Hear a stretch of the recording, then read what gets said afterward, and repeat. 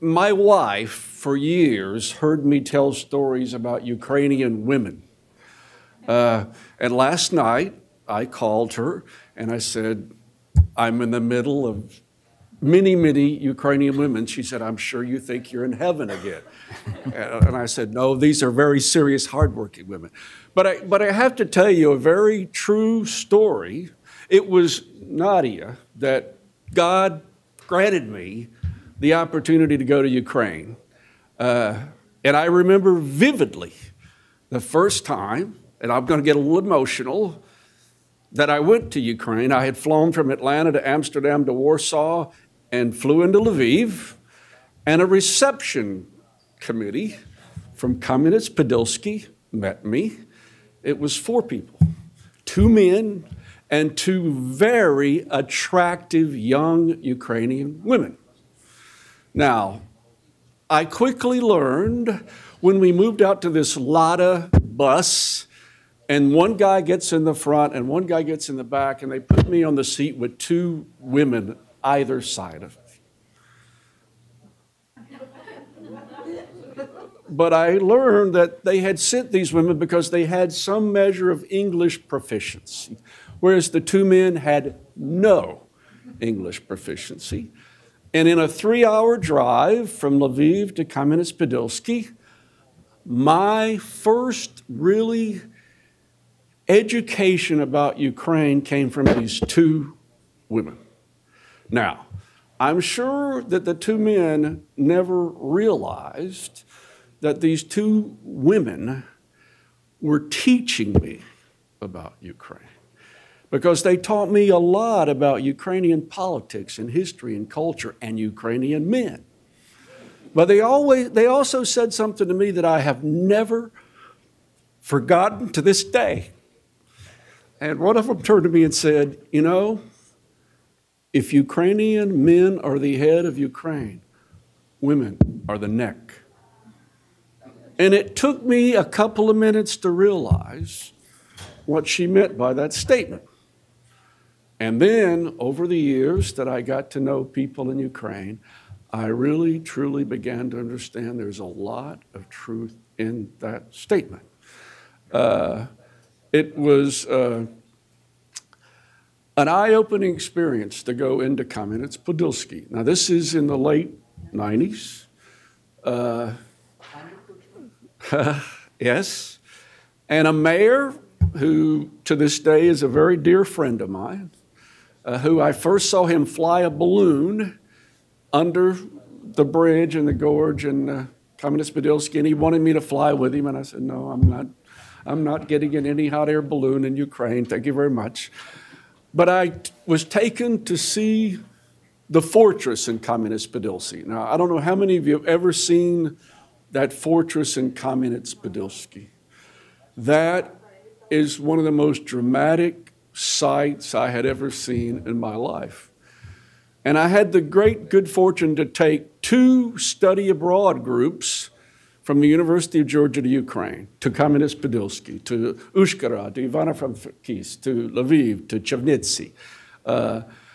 I'm proud to say that out of those 24 students, all of them changed their career path and their professional interest and their majors as a consequence of that visit to Ukraine. In fact, 8 of them went back to Ukraine. One young woman went back to Uzhhorod and developed a pilot program in public education on breast cancer awareness. There was no program on breast cancer awareness at that time, and she developed that program. I had several students who go back as Peace Corps volunteers in Ukraine. I have had the great good fortune to remain in touch with many people I met over the years in Ukraine. And I think probably one of the most significant projects that ever was done by USAID was the Community Partnership Program. And we, as a consequence of that Community Partnership Program, largely because of Nadia, when we put cities in the United States together with cities in Ukraine, we put people together. Because I've always argued that development is truly a people-to-people process. If you want to build a relationship between this country, the United States, and some other country, you put people there. Diplomats have their role, but you put people together and you can make a difference. And that even reminded me last night. I grew up in the South United States, and we've always prided ourselves on hospitality. But I remember vividly when I took the first group from Athens to Kamenice-Podilsky. After the first night, we had gone back to the hotel, and the group said to me, "We thought we had hospitality. Ukrainians know hospitality." Now, I will admit there was a wee bit of vodka involved in the evening, and it lubricated those people socially a bit. But truly, they were impressed by the hospitality they got in Ukraine. But it was easy, too, to begin to see. I look young, I know. But for 40 years, I've had a career working in local governments around the world.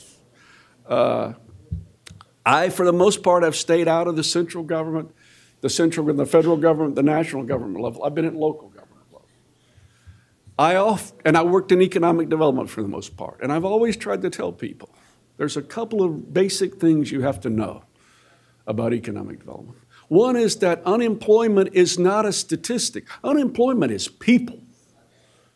It's people that don't have jobs. It's people that don't have, an old friend of mine used to say, economic development's about a jingle jangle in your pocket. You got to have some coins in your pocket. I always tell people that corruption flourishes in poverty and high unemployment. It's easy to have that work and be able to survive in environments like that.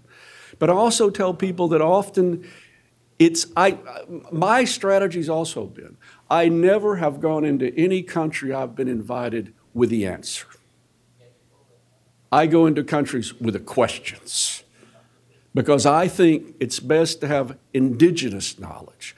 Local people know a lot about what's been tried, what hasn't been tried, what's worked, what hasn't worked, what might be an opportunity, what might not be an opportunity, how best to get things done, how best not to get things done. And so I've always tried to operate under that sort of mode of operation, that's how you can be successful any place. And it's also about building partnerships. Again, the Community Partnership Program is a great example. It's about public-private partnerships. It's about public-private NGO partnerships. It's about pulling people together to get things done, to solve problems, to provide answers, to find solutions.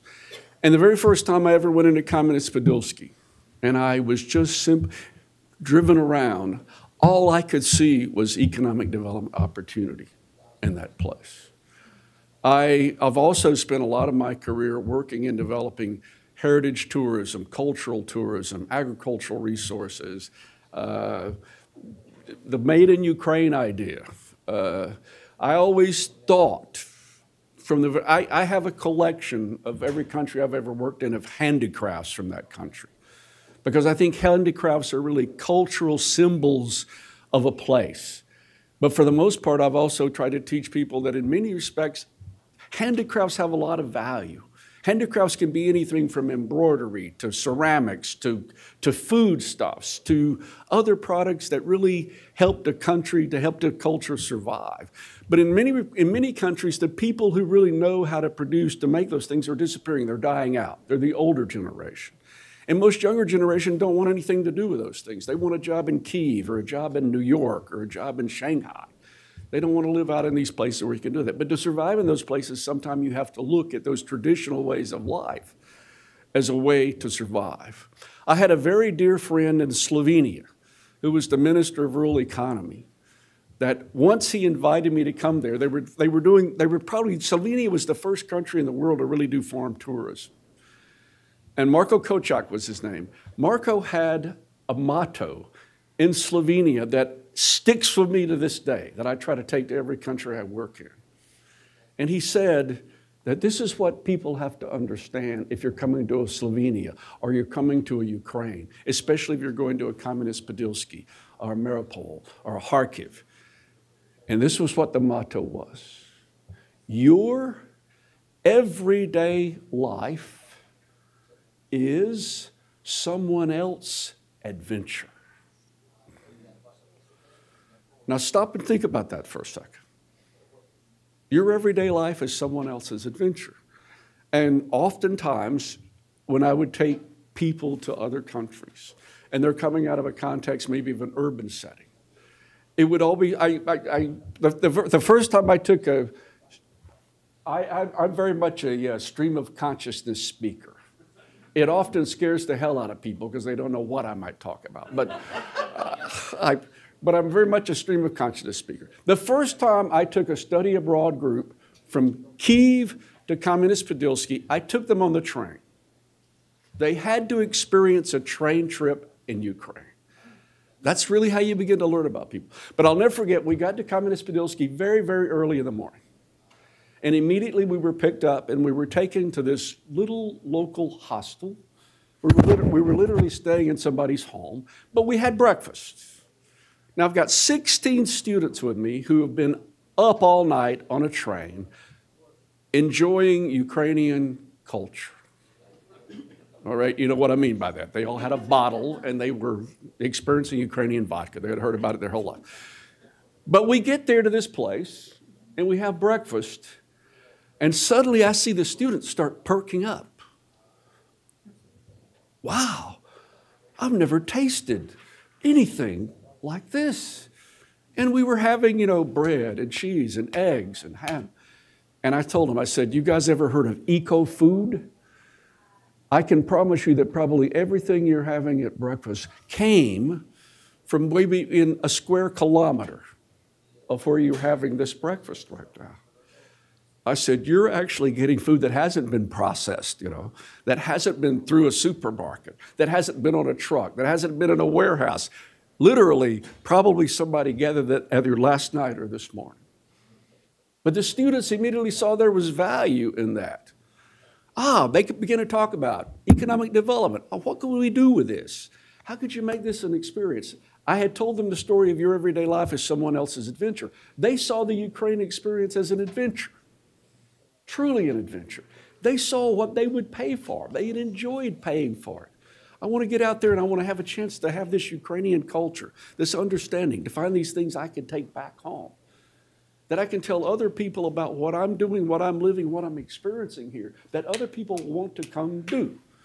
I often tell people, I host a lot of delegations in Athens, from China, from South Korea, from Brazil, from Uzbekistan, from Romania. And of course, when they come to the U.S., they want to go to New York. They want to go to San Francisco. They want to go to Las Vegas. But I tell them, I said, if you really want to see what America is about, you've got to get beyond those places. You can go to those places, and you can see them, and you can hear them, and you can taste them, but you still haven't seen all that America has to offer. I had 3 Ukrainian mayors once in Athens, and I had taken them to Cherokee, North Carolina. Now, Cherokee, North Carolina is the home of the only eastern band of Cherokee Indians in the United States.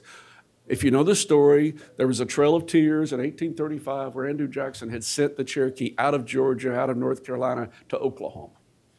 They had left the mountains of North Georgia and North Carolina.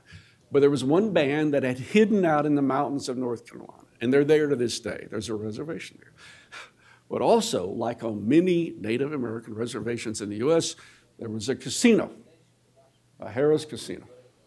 So this is on a Sunday morning now in the South, and I take these 3 mayors to Harrah's Casino. They walk up the steps and step inside the casino, and it's alive with people, and the bells are going off, and people are collecting money. And one of the Ukrainian mayors, I heard him say, America, America. So they had experienced a little something about economic development, because I can promise you, in that city, in Cherokee, North Carolina, 15 years ago, that was one of the poorest places in the United States.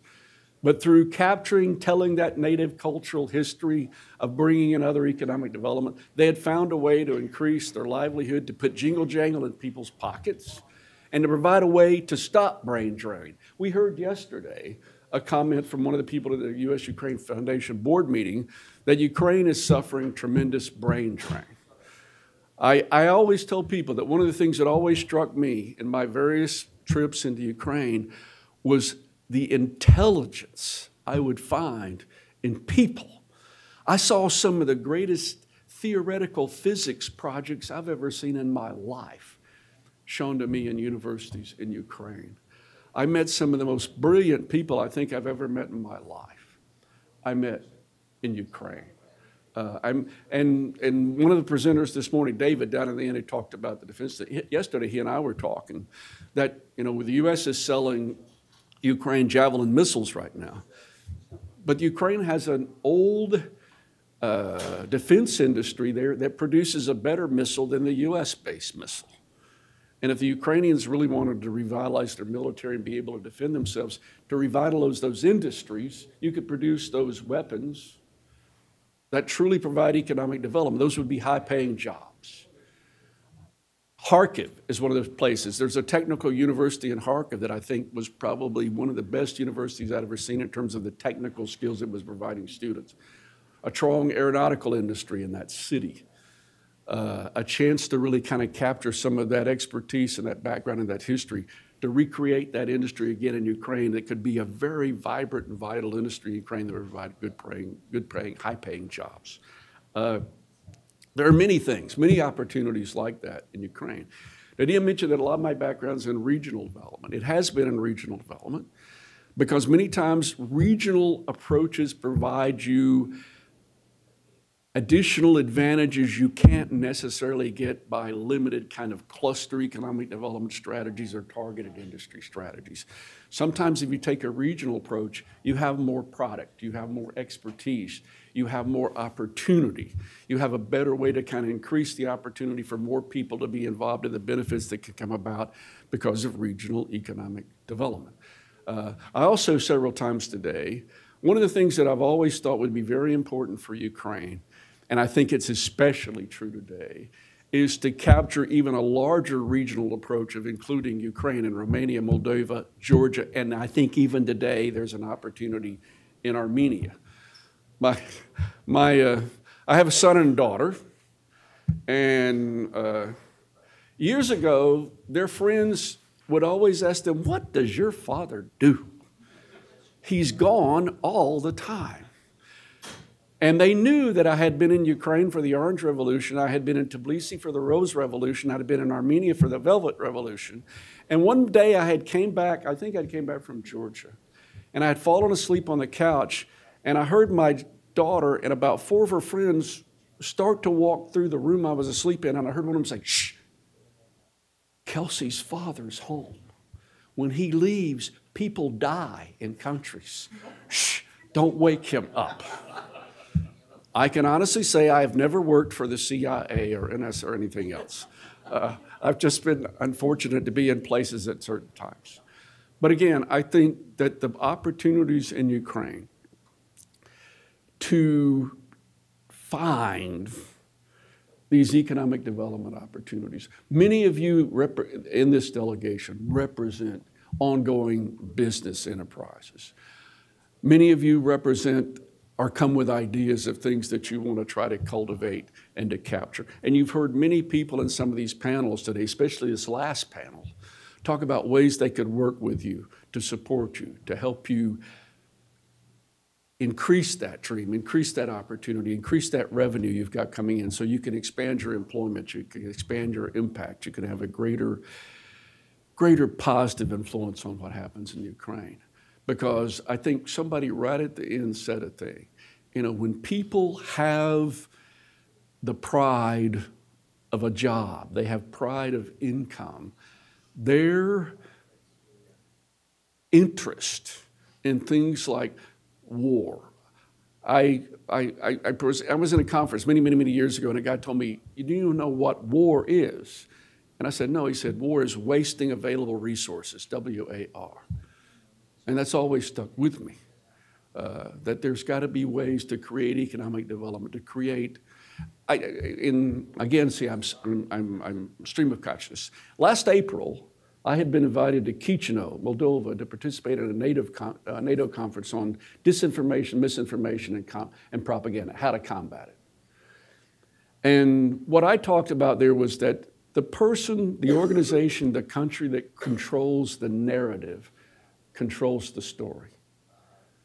And oftentimes that narrative, that disinformation, that misinformation attacks government. It really attacks even local governments, and it talks about corruption and ineptness and inability to create jobs and opportunity. And what we were trying to talk about at that conference, how can you combat this disinformation, misinformation, and propaganda? It's got to be with economic development.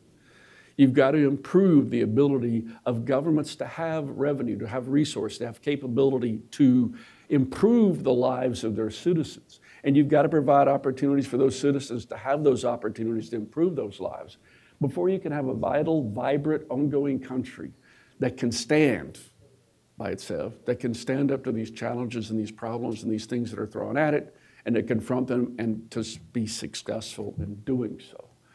And I think I've always felt probably that Ukraine has a tremendous amount of opportunity that literally hasn't had the chance to be tapped, to be cultivated, to be harnessed in a way that can really benefit the country. I don't think any of that's gone away. I think it's been said to you numerous times today that there's energy resources, there's agricultural resources, there's knowledge resources, there's many resources in the country that provide a great deal of opportunity to create economic development, to create a better chance for lives for people in Ukraine, and to create a better opportunity for Ukraine to move up to where it belongs in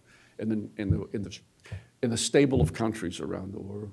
I have always considered that the opportunity that Nadia provided me to go to Ukraine, to learn about Ukraine, to see about Ukraine, has been probably one of the greatest professional and personal experiences of my life.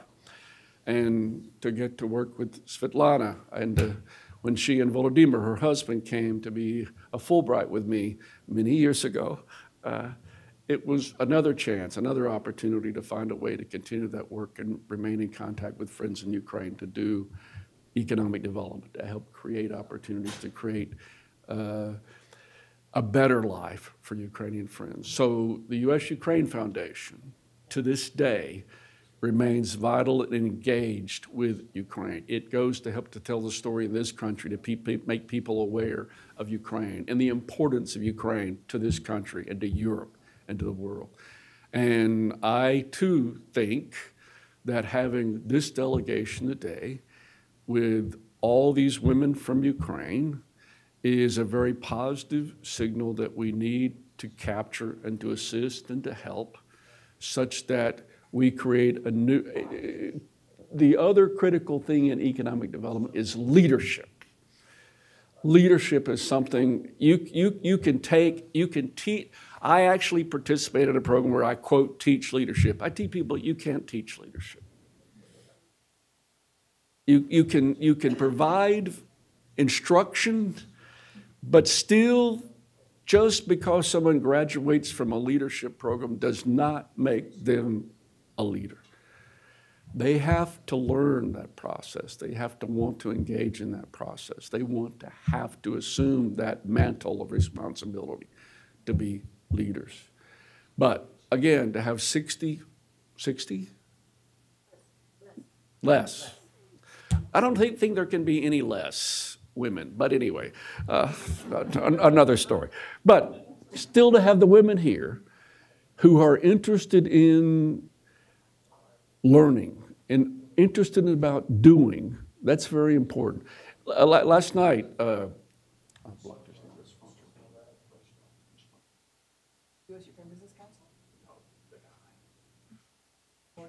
Morgan. Last night, Morgan Williams said to me, Rusty, we ought to try to get as many of these women as we can to run for office in Ukraine. What do we need to do that? Yes. And I totally agree with him. And I'm here to tell you, just to get a little plug in from my university, the Carl Vinson Institute of Government is the oldest and largest university-based training organization in the United States. Now, I don't know how many of you know about it. I think probably one of the greatest institutional structures ever created in the world was in the United States when we created the land-grant universities. Land-grant university, University of Georgia's one, Ohio State's one, Cornell's one, UC Davis is one. They're all over the country. But what those land-grant universities were about were not just doing teaching research, but they were about doing engagement, to do outreach, to be able to take the university's capacity outside the university to actually make things better. Now, it primarily started in agriculture and mechanical arts, but over the years it's evolved into a lot of things. Like at my university, we have a small business development center. We have a Fanning Leadership Institute for community capacity building. We have our Institute of Government that work with local, state, and federal governments. But that model, I think universities in many places are a catalyst for economic development as well that are never captured, never caught for what that possibility is. So we try to work with places to help that happen in these places, to look beyond that simple, narrow role of just teaching and research into the larger capacity of that university to kind of assist in economic development. For example, in 40 years, my classroom responsibility has never been in a classroom. My responsibility has been out to work with local governments all over the world. And I've had the great good fortune to work in 46 different countries with local governments. But again, my commitment is try to assist Nadia and the U.S. Ukraine Foundation and any of you in any way I possibly can. And I know there's a lot of people sitting in this room that have been here today that also have that commitment to kind of work. And I hope, too, that there's some way that we can utilize this visit, this trip, this experience, that all of you leave with a little bit more ammunition that you can go back home with. And you can help create this impetus towards addressing whatever concern you have, but also we find a way to create opportunities for economic development to improve the livelihood of people in Ukraine. I have been very fortunate in life to have found people throughout my period that have helped me, and now certainly with the foundation, accomplish what we have accomplished. It is not just an individual, but it really is people like Rusty Brooks, with whom I've been working, like I said, since the 90s. I hope that our delegation today, no, I'm not going to say I hope. I know that our delegation today has come to, I think, appreciate and understand the wide array of true experts in various fields who care deeply about Ukraine and are available to assist you in moving forward. But I think the point was made more than once that it is not our decisions about the goals. They have to come from you. Our role is to assist and to be available. And we've seen that throughout the decades. And I think the other thing I trust you are coming away with is an understanding that a lot has been done, because I hear that there's some disheartening in civil society. As somebody who's been there since '90, I've seen that progress. And there are great opportunities ahead also for you all. Just in closure, I'm going to just talk about 3 initiatives that we will be discussing the next days, and Rusty will be with us to discuss this, that are in this area of humanitarian economic development sphere. I mentioned at the beginning the Ties for Peace in Ukraine. This is an initiative that we actually are restarting. We had it in 2011 to help orphans. Now we are going to focus on the children victimized by the war.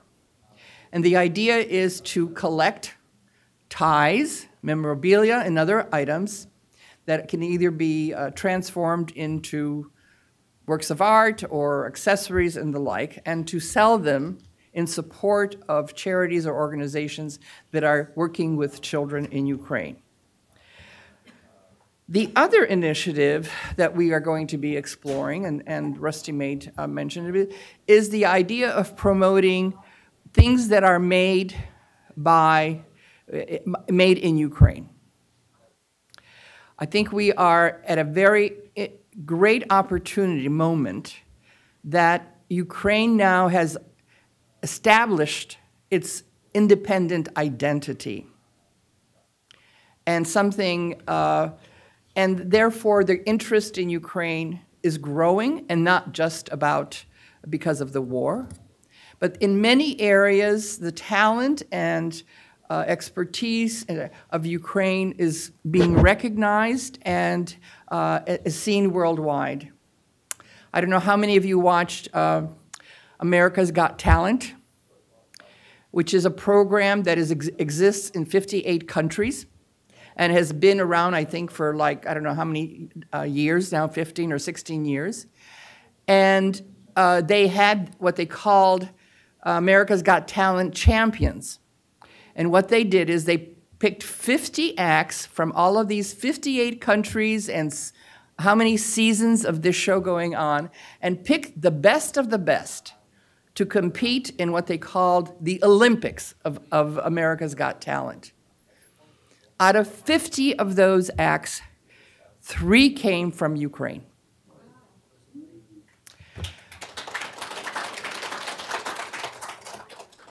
And we have it on our website. We did an article about that.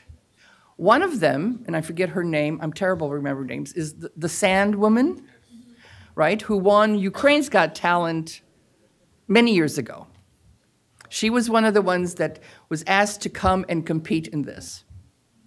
She, at the end of the competition, she was number 3 in terms of the voting that came from across the United States. So whether it's that, whether it's the fashion industry, some awards show recently, there were 2 women who were wearing designers from Ukraine.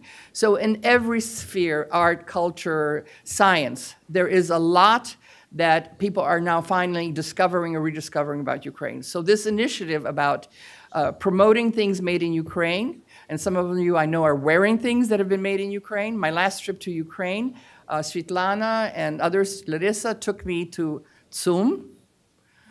I was shocked. It had underground parking. Couldn't believe it. But they took me to the floor where there was a whole section of items and things made in Ukraine. Beautiful things. And so our goal is to help, and some of it is now being marketed in Europe and other places. So the goal of this initiative is to bring it more to the forefront in the US. And we hope to take advantage of things being sold on the internet. And so Rusty is going to be working with us on that. The third I mentioned briefly in between these 2 discussions was Seeds of Hope, which is an initiative of Congresswoman Marcy Kaptur. And Lasha is here. I think she's the project director in Ukraine. And we are working with, whether it's Ukrainian National Women's League and other organizations, is to develop this.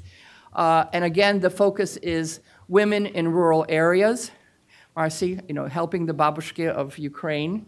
And so there's a great opportunity there. But not only in the rural areas, but as we discussed, what role can it have in the areas like the Donbass, which has been destroyed and devastated? And so what can be done to plan for the redevelopment or opportunities to give those people hope? Because we know no matter how destroyed an area is, people want to return home.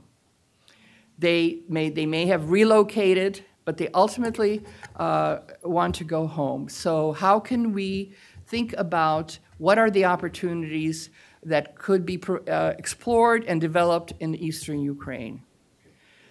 And talking about how really people want to go home, if you haven't seen this film, it's called The Babushki of Chernobyl, which was done by this, I forget, it was an American director. And it's a story about all of the babushki who were relocated but they wanted to go back to the land where their loved ones were buried and how they're living in this zone, self-sufficient, growing things, making their own vodka and other things, and proud of the fact that they're actually living longer than some of their peers who relocated.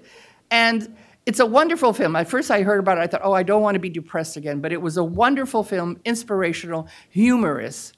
But again, the strength of, I guess, women again, and their commitment to live the life that they want to live. And there's just some poignant, because once a month, I guess, the doctors come to test the radiation of their level, and, it's, they work past it. So, as Rusty has talked, we have seen the strength and the power that is within Ukraine, and you represent that. And so I'm so glad that you were here today and that we had a chance to hear from you, or at least I think our speakers, even though maybe they didn't have as much opportunity to engage with you directly, but I think they were also touched by the fact that you all were here and that they could tell their story or their message about how they feel about Ukraine to you directly. So thank you again to everybody who participated. Do pobачення.